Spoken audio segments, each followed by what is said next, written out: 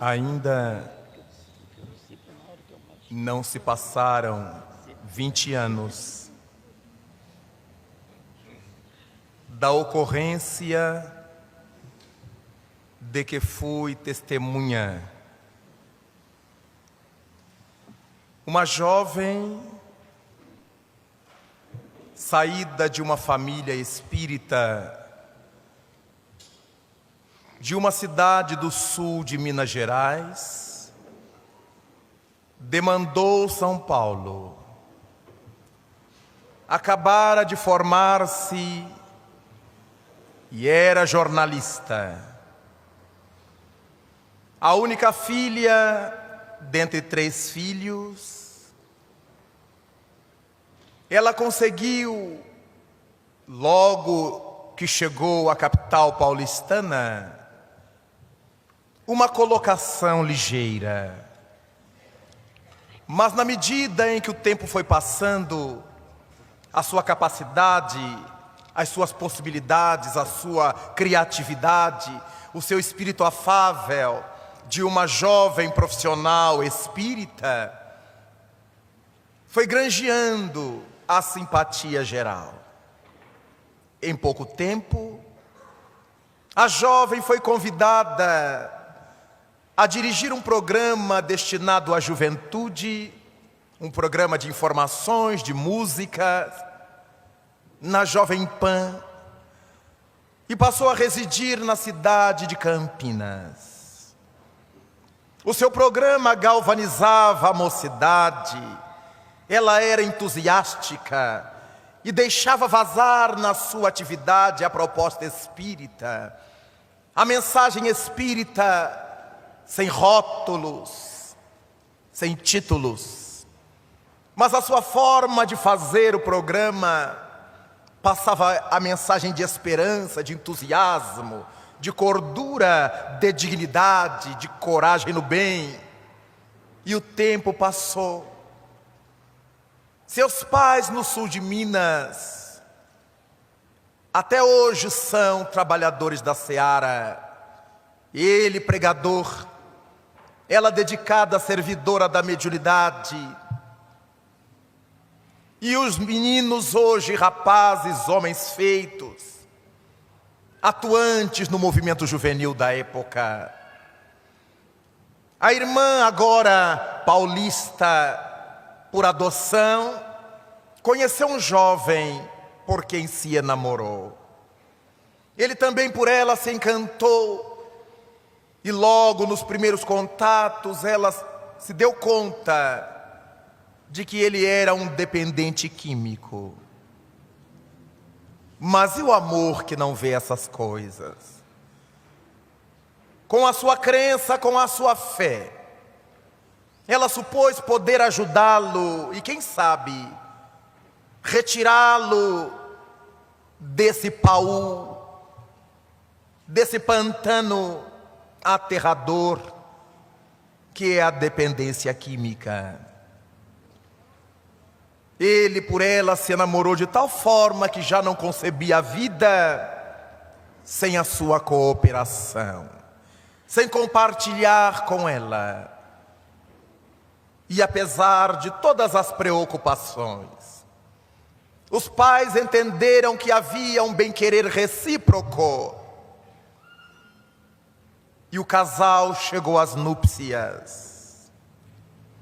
Mas tão logo se consorciaram, mais do que nos períodos anteriores, ele começou a demonstrar um ciúme doentio de sua esposa. E pelo tipo de trabalho que realizava, não podia cercar-se de timidez. Não podia esconder-se do público. O que mais atiçava no esposo? O ciúme. Quando estava sóbrio, conseguia suportar e superar. Quando embriagado pela droga, mostrava-se agressivo, estranho, violento. Um dia, a notícia explodiu no sul de Minas, depois de haver feito estrago em Campinas. Ela acabara de ser assassinada pelo jovem esposo, num surto de loucura após uso de drogas. Todos ficaram a pensar o que faria a família quando soubesse. A notícia então chegou ao sul mineiro.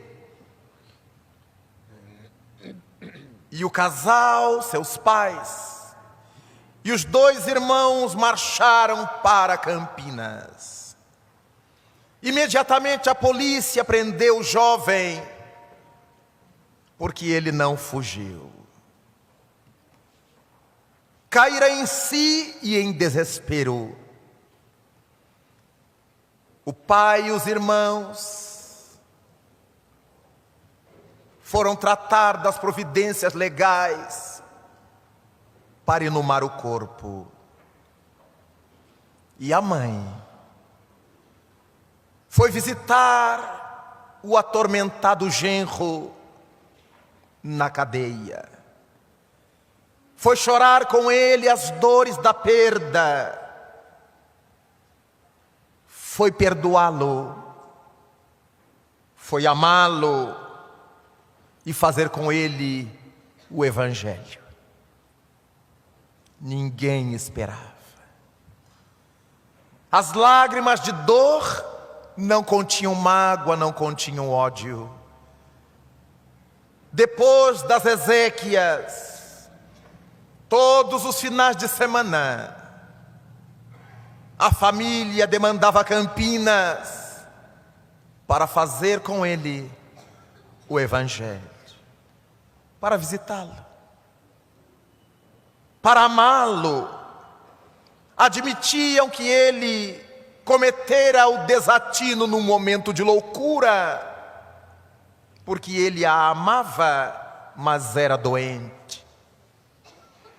Entenderam que se sua filha pudesse falar, pediria que se lhe perdoasse. Entenderam que foi assim que Jesus Cristo ensinara: a quem te agredir numa face, oferta outra. Foi assim que Jesus Cristo demonstrara: se alguém pedir-te caminhes 1000 passos, caminhe 2000. Foi assim que Jesus ensinara: se alguém pedir-te a capa, dá também a túnica. E não era uma expressão romanceada, era verdade. A família estava chorando a saudade, sem mágoas, sem ódio. Quando ele pôde sair da prisão periodicamente por bom comportamento, não tendo família no Brasil, era de outra nacionalidade, viajava ao sul de Minas para o lar de sua família, para recordar a amada desencarnada, para orar por ela e por si, junto aos novos entes queridos de sua vida. Acompanhando toda essa trajetória, pude sentir a presença de Cristo verdadeira sobre as vidas humanas. Quando Cristo nasce em nossos corações, tudo se transforma, tudo se altera. Estabelece o Espírito Joana de Ângeles que quando conhecemos a Jesus, nunca mais tornaremos a ser as mesmas criaturas.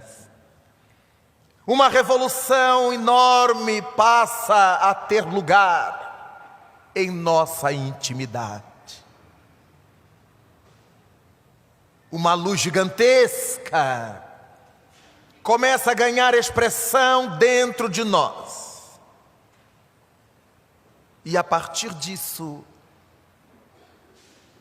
passamos a ser cartas vivas do Evangelho.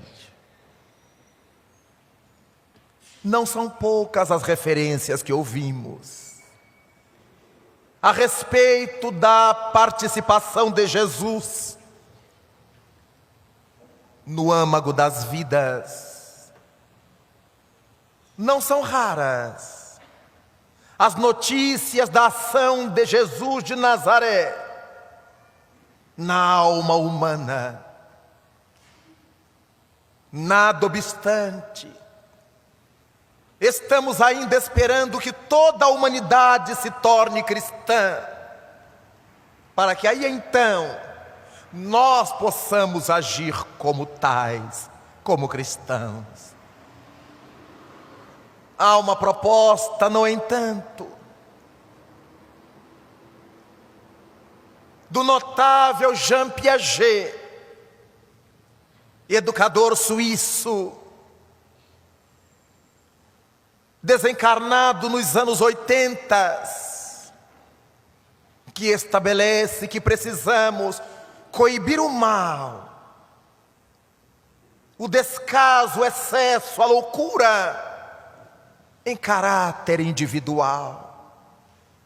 Tomar providências individuais para questões individuais. Não deveremos esperar que todo mundo entenda a filosofia do bem, passe a vivê-la para que nós possamos imitar o contrário. Uma vez que conhecemos a proposta do bem, vivenciá-la-emos, nós, sem esperar que os outros o façam. Até hoje estamos nos pautando nos erros alheios, mas todo mundo erra, mas todo mundo bebe, mas todo mundo fuma, mas todo mundo erra, todo mundo faz e nós fazemos juntos. Um dia, Jesus Cristo anunciou aos amigos, numa conversa, que de todos os discípulos, João, o mais jovem, seria o último a morrer. Simão Pedro, que era o mais velho, não gostou da ideia e começou a lamuriar-se. Onde encontrasse Jesus Cristo, estava a lamentar-se. Mas por que, Senhor? Mas por que João será o último? O interregno, e voltava Pedro à mesma situação. Até que no momento Jesus Cristo mirou-o e disse-lhe sem rebuço: Simão, que te importa a ti se João ficará? Segue-me tu. Temos procurado sempre vincular a nossa atitude à atitude dos outros. Se fulano fizer, eu faço. Se Beltrano for, eu irei. Se Cicrano gostar, eu gostarei. Mas na porta estreita da vida, não passaremos senão a sós. Cada qual atravessará essa aduana da imortalidade a sós.